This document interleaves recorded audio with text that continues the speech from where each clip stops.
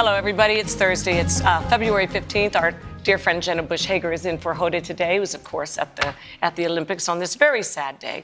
Very, very sad day. I thought Hoda and Savannah handled the news about the shooting in Florida and the 17 children who've lost their, and not just children, but others who've lost their lives. They handled it so beautifully. Yes, they did. It's hard, you guys, for all of us to make sense out of something so evil, but our job is to come on the air and usually entertain you. So it's I don't think you understand. I mean, why would you have to? The dilemma we feel. There's a part of us that wants to grieve along with everybody else, right, Jenna? But there's another part of us that says, but we want to ease your burdens. We want to make you smile and change the tone a little bit. But we had to mention it because there's too many people suffering. Other people are in critical condition still, so the death rate might rise. So, and the thing is that we all of you who came here today, we get to go home and hold our kids. Yes. We get to rebound from this. But those parents that lost 17 kids won't. And other family members and other family members, these high school students who witnessed the unimaginable won't. Their lives are changed. The ones who have survived, their lives have changed forever as well, so too. You're a teacher. Yeah, you started out as a teacher. I was a teacher when I started. You still are. I still am. Yeah, Sort of. You okay? It is the most important job there is. Other than being a parent. Other than being a parent. Mm-hmm.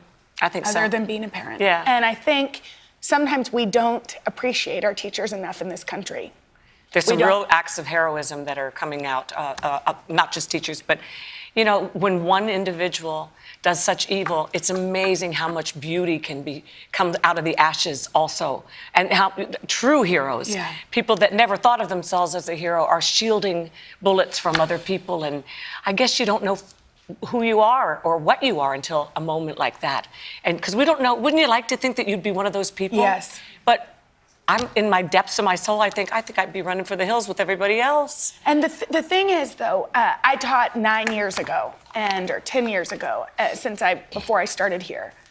And we weren't asked to do this type of thing as teachers. There weren't there were shootings, but it wasn't happening, 18 shootings in the last 45 days. It wasn't happening. It wasn't happening in schools in Columbine schools, the way that it was, the way that it is now. The way that it is. And so now not only are we asking our teachers to educate our next generation of students, but we're asking them to stand in between a gunman and save their lives. Yeah. So thank every teacher that you see today.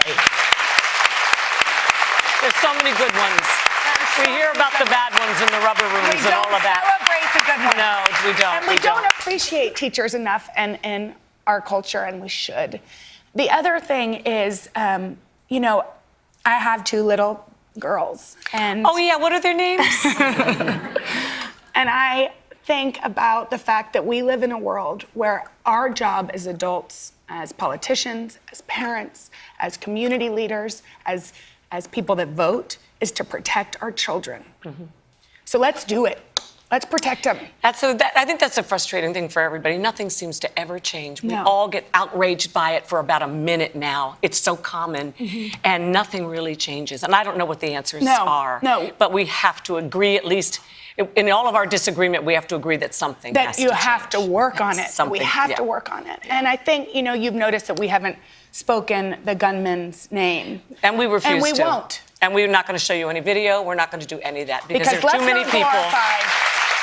Yeah, I'm not going to make him a hero of some sort. Yeah. And maybe somebody won't be so inclined to one-up the last mass murderer, you know? So anyway, I was just thinking, you can't help it. I was in Los Angeles yesterday for some meetings, and I love to go out and see my kids, obviously. And I was thinking about, you know, how much the world has changed since I was raising my children. Cody turns 28 next month, and Cassidy's 20. I know, makes you feel old, doesn't it? Remember when I was nursing him? Yes. I was a baby too. Started talking. Anyway, I mean, I never, ever, in the morning when I sent my children off to school, never even dreamed that such a thing was possible.